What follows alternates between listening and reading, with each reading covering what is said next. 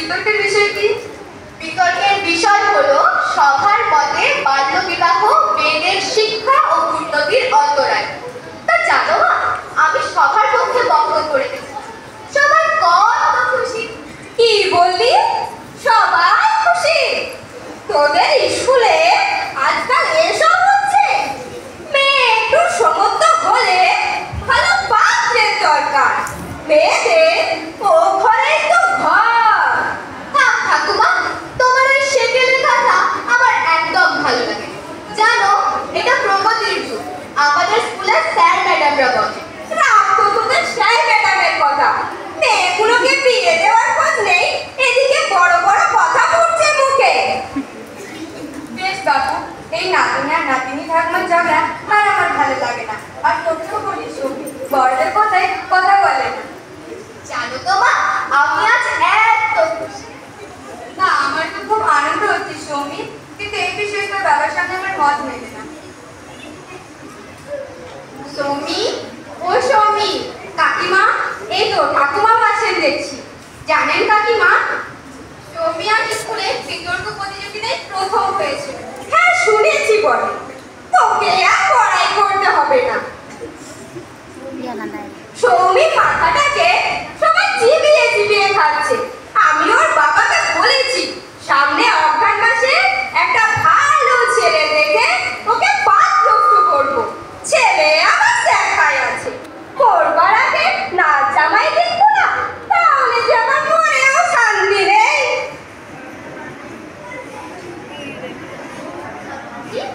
কি বলেছো দিদি?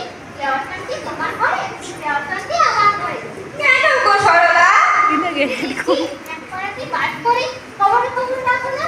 আমার নাতনি পরমা, নামও যেমন দেবন, 11 ক্লাসে পড়ছে।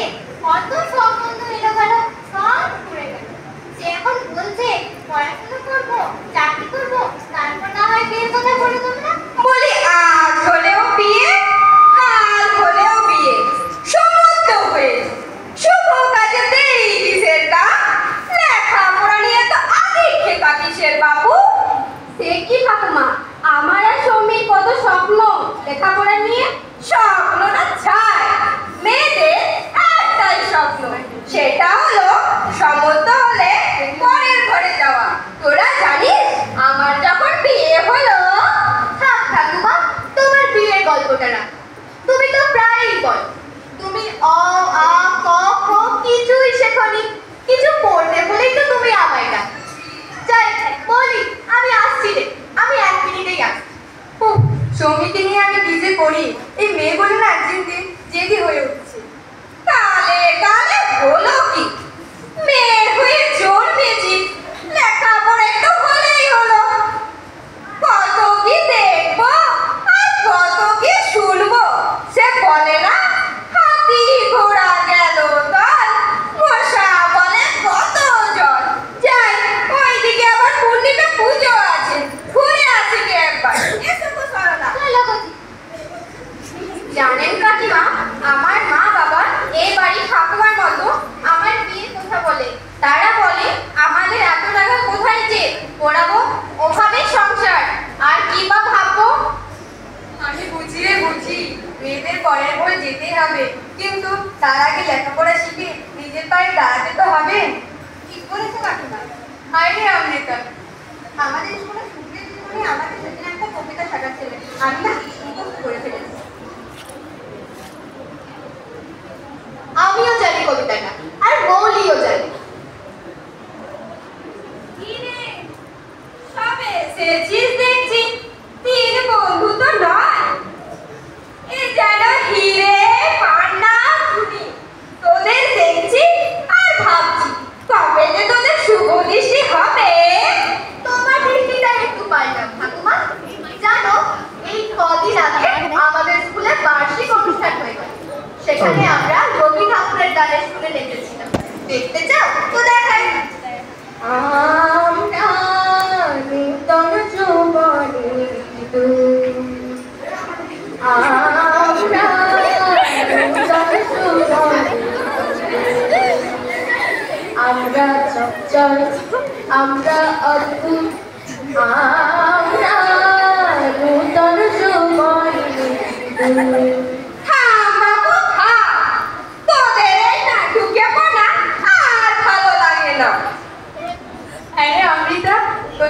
স্কুলের ম্যাডাম যে কবিতাটা বলেন ওই সেটা আমাকে বললি না তো?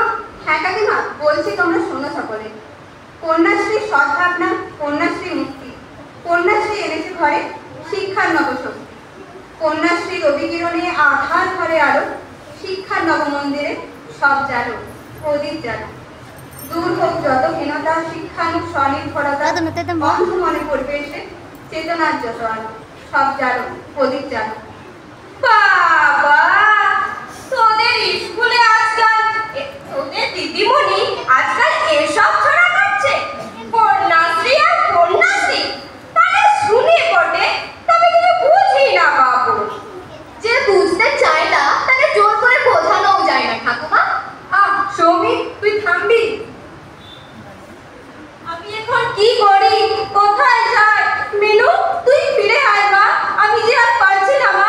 মিনু, তুই ফিরে আয়, তুই বাড়ি আয়। কি হয়েছে বিমলাদি? আর কি হয়েছে বল? আজ ওর বিয়ের দিন, সকাল থেকে ওকে খুঁজে পাচ্ছি না। সে কি, ও কোথায় গেল? ও মা, দেখ দেখি, ও যে রত্ন ফর্সা হবে গা। আমি চেয়েছিলাম ওর বিয়ে হয়ে যাক, এবছর 10ম শ্রেণীর পরীক্ষা দেবে। ভালো পাত্র পেলাম পাশের গ্রামের ছেলে, কোম্পানিতে কাজ করে। তোমরা কি গো কাকিমা, এখন ওর বিয়ে হয়ে গেলে ভালো করে লেখাপড়া হবে? তুমি ঠিক বলেছো গো দিদি, ওইদিকে কিছু জগা লাগছে। চলো আমরা ওর খোঁজ করি। দেখি আমিও তোদের সঙ্গে যেতে পারিনি না।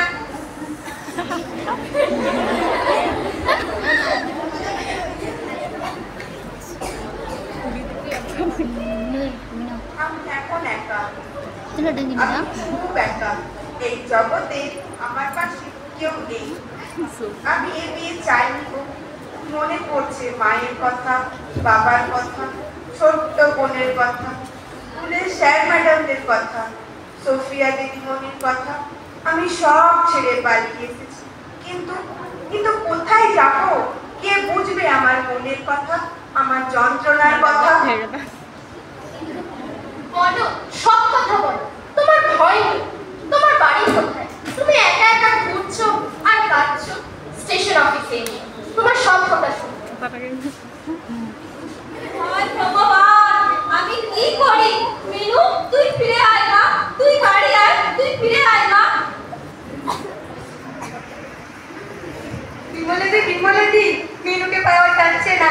আমাদের মিনু কোথায়? কাকিমা, ও কাকিমা, কাকিমা, কাকিমা, আমরা সারা এলাকা ঘুরে এলাম, কিন্তু মিনুকে যে কোথাও পেলাম না। সবই অদৃষ্ট। বলে না অতিবার বেরো না, ঝড়ে পড়ে যাবে। হ্যাঁ তা, এ মেয়ে বিয়ে ঠিক করে পালায়। কত কি দেখবো আর কত কি শুনবো। বলছি, আপনারা বাড়িতে আছেন? তুমি এনাকে চিনতে পারছো? আপনারা দেখছি আছেন সবাই। আমার সাথে রয়েছে ভিডিও অন্বেষা পাল মহাশয়া এবং বিদ্যালয়ের শিক্ষিকা সোফিয়া খাতুন মহাশয়া। এই নিন আপনাদের। মিনু, মিনু, ফিরে আয় মা, তুই কোথায় ছিলি মা? আপনাদের লজ্জা পাওয়া উচিত। মেয়ে কেবল 10ম শ্রেণীতে উঠেছে, কত স্বপ্ন ওর চোখে। হ্যাঁ জানি, অনেক পরিবার তো দারিদ্র রয়েছে, তবু সরকার তো পাশে আছে। ও আগে সাবালিকা হোক, লেখাপড়ায় উন্নতি করুক। আচ্ছা, আপনারা কন্যাশ্রী প্রকল্পের নাম শোনেননি? সারা বিশ্বে এখন এই প্রকল্প পরিচিত। একটা দিন 25,000 টাকা অনুদানও দিচ্ছে সরকার। আর 18 বছর হতে না হতেই বিয়ের ভাবনা কেন? ওকে তো আপনারাই জোর করে বিয়ের পিড়িতে বসিয়েছিলেন। ও তো বলেছিল লেখাপড়া করে আর বড় হতে চাই।